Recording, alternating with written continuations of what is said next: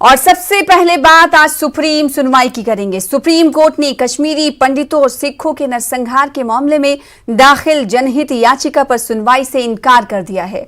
Court ने याचिकाकर्ता को संबंधित अथॉरिटी के सामने जाने को कहा है।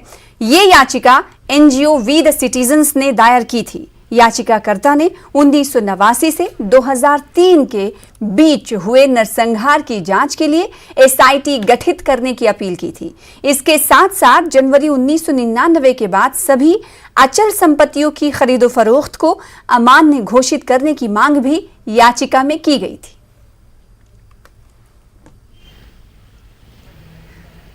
देखिए, ये आज का जो ऑर्डर आया है सुप्रीम कोर्ट का, उसमें निराशा भी है और उसमें उम्मीद भी है। उम्मीद इसलिए है कि कहीं ना कहीं माननीय उच्चतम न्यायालय ने दरवाजे न्याय के खुले रखे हुए हैं।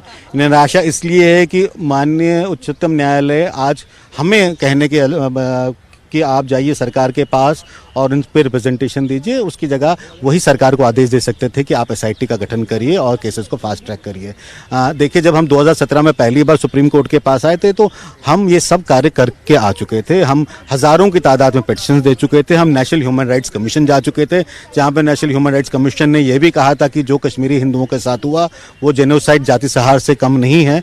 उसके बाद जब एग्जीक्यूटिव ने, कांग्रेस या भारतीय जनता पार्टी की सरकार ने इस पे कदम नहीं उठाया, उसके बाद ही हम उच्चतम न्यायालय। तो ये आज उच्चतम न्यायालय का मानना कि हम सरकार के पास नहीं गए, कहीं ना कहीं क्या कारण रहे मुझे नहीं पता, बट मुझे उम्मीद थी कि आज ये कम से कम ऑर्डर दे देंगे जो आज हमसे कहा है उन्होंने करने को। वो एक जुडिशियल ऑर्डर के तहत एग्जीक्यूटिव को देकर ये काम शुरू करवा सकते थे। कश्मीर में हुए नरसंहार के मामले में वी द सिटीजन की याचिका पर फिलहाल सुप्रीम कोर्ट ने सुनवाई से इनकार कर दिया है, लेकिन सुप्रीम कोर्ट ने याचिकाकर्ता यानी कि एक वरिष्ठ एडवोकेट वरुण सिन्हा को यह जरूर कहा है कि वो कंटेम्प्ट अथॉरिटी यानी कि केंद्र सरकार के समक्ष रिप्रेजेंटेशन दें। अब ऐसे में एक बड़ा सवाल यह है कि सर, सुप्रीम कोर्ट ने यह कहा कि जो भी जिक्र आपने किया वो सब आंकड़े जो थे वो किताबों पर थे।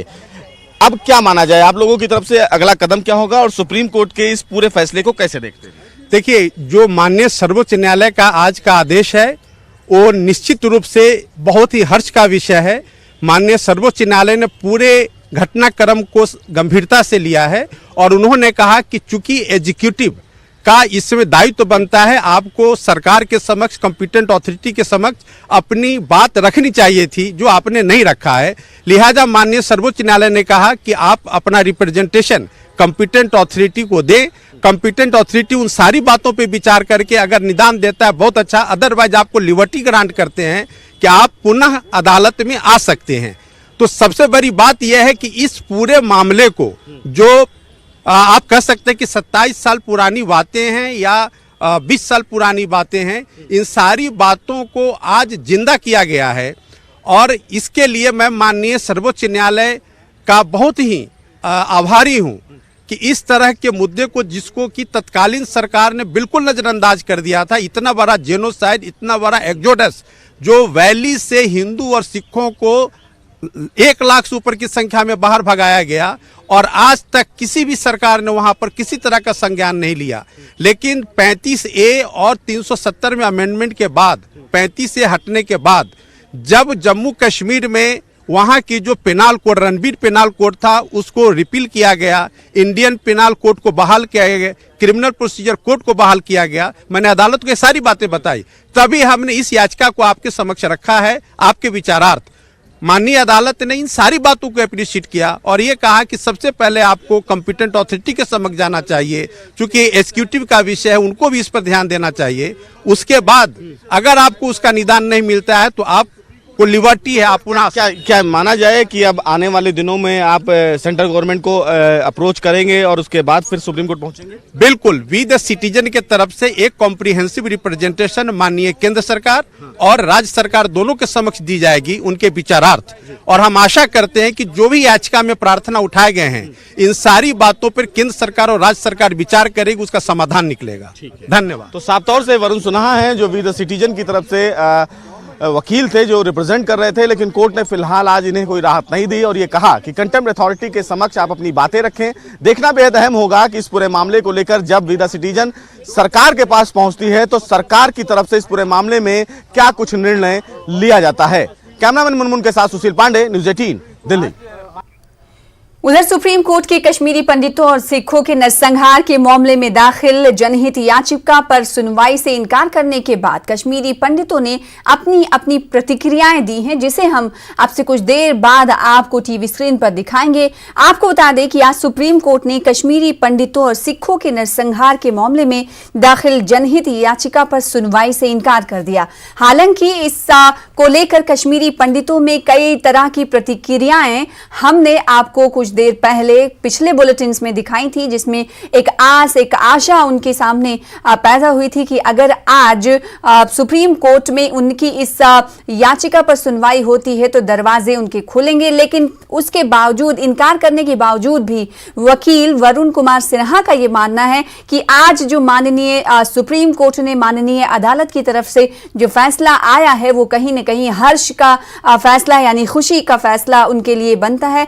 वो इसलिए क्योंकि सुप्रीम कोर्ट ने ये कहा है कि आप संबंधित अथॉरिटी के पास जाएं। क्या आपने इस पूरे मामले को केंद्र सरकार के समक्ष रखा है या नहीं रखा है? तो जवाब में सुप्रीम कोर्ट की तरफ से साथ ही ये कहा गया कि आप इस पूरे मामले को लेकर कंसर्न अथॉरिटी के पास जाएं। उधर सुप्रीम कोर्ट की याचिका पर सुनवाई नहीं करने के इनकार के बाद कश्मीरी पंडितों ने क्या कुछ प्रतिक्रियाएं दी हैं, आइए आपको दिखाते हैं।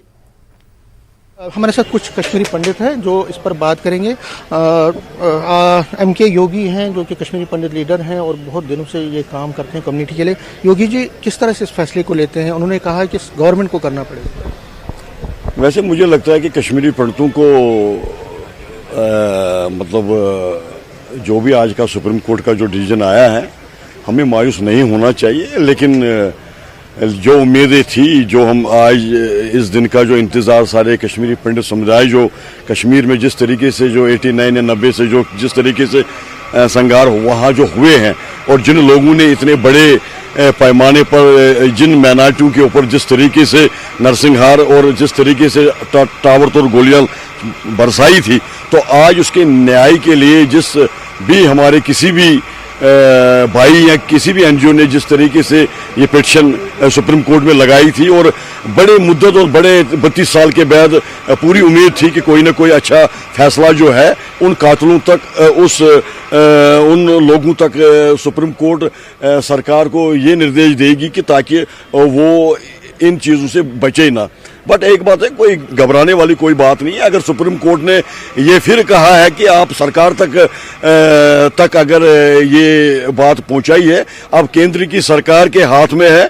हम पूरी उम्मीद करते हैं और हमें भरोसा है यहाँ की आज की जो केंद्र की सरकार और यहाँ की एडमिनिस्ट्रेशन के ऊपर कि वो इसके ऊपर सख्त से सख्त कार्रवाई करे और सख्त से सख्त जो भी न्याय उन लोगों के जिन्होंने अपने बच्चे, अपना परिवार, अपने उस तरीके का जो उस वक्त के जो नरसंहार जिस तरीके से हुआ था, उसके लिए जस्टिस आज भी कश्मीरी पंडित जो है वो इंतजार करता है। और केंद्र सरकार जितनी जल्दी हो सके उन कातिलों तक वो पहुंचे और उनको फांसी के तख्ते के बगैर इमीडिएट चढ़ाए, और उसके बावजूद और कोई इंसाफ हमें और नहीं चाहिए। तो आपको लगता है कि ऑनर्स अब सरकार पे है, सरकार को अब देखना पड़ेगा इसका पूरा, जो सुप्रीम कोर्ट ने भी कहा है कि सरकार को देखना, तो सरकार के पास अब जिम्मेदारी बढ़ती है। बिल्कुल। अब हमने सारा इंतजार जो है ना, अब तो हमने वेट तो कर रहे हैं कि अब सुप्रीम कोर्ट ने तो अब सरकार के पास भी बचने के लिए कोई रास्ते नहीं है, क्योंकि सुप्रीम कोर्ट के ऑर्डर के आदेश के मुताबिक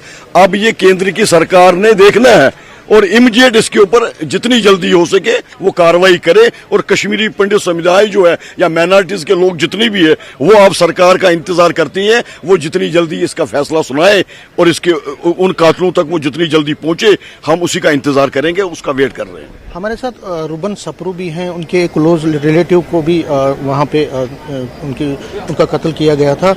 रुबन, क्या पेन है जो आपको लगता है कि अब सरकार को एड्रेस करना चाहिए? सुप्रीम कोर्ट ने तो आज सुनवाई नहीं, लेकिन आप अपनी पेन को किस तरह जाहिर करते हैं? जिस तरह आपके रिश्तेदार को मारा गया, आपको लगता है अब इंसाफ मिलना चाहिए? क्योंकि आप उनको अभी तक आपको इंसाफ तो नहीं मिला। नहीं, हमारी अपेक्षा थी कि जो 25 साल के जख्म है, हमने सोचा था अब सुप्रीम कोर्ट में जिस तरह PIL हुआ तो हमें उससे जस्टिस मिलेगा। बहरहाल ये सुप्रीम कोर्ट का फैसला है, हम उसको ऑनर करते हैं उस फैसला का, कि उन्होंने ये जो फैसला है सरकार के जो है कोर्ट में अगर हम देखेंगे तो उस सरकार में उन्होंने ये फेंक दिया है।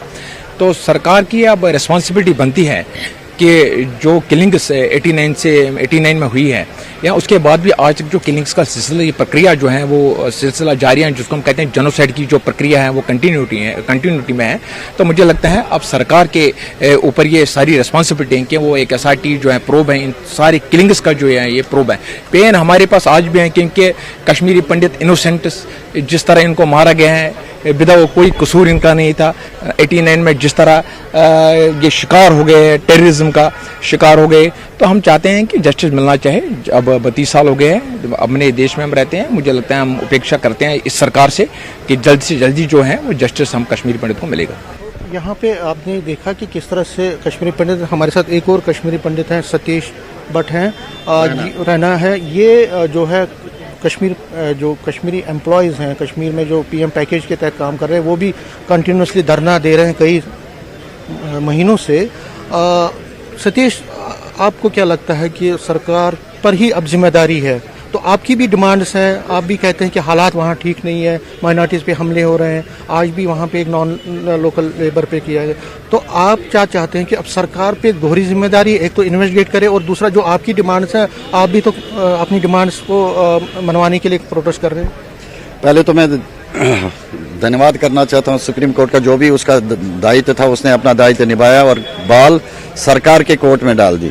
सरकार के पास पहले से ही पता है क्या जेनोसाइड क्या हुआ कश्मीरी पंडितों के साथ। अगर आप उठा के देखते हो 89 से पहले की पॉपुलेशन सेंसस, उसमें वो दिखा रहे हैं 7 लाख 8 लाख कश्मीरी पंडित रहते थे कश्मीर में। अगर आज का आप देखोगे तो उसमें दिखाते हैं 1.5 लाख 2 लाख। ये कहाँ गए? सरकार से हम यही तो पूछ रहे हैं, ये जो बाकी लोग हैं ये कहाँ गए? इनका आज तक क्यों नहीं संज्ञान लिया गया?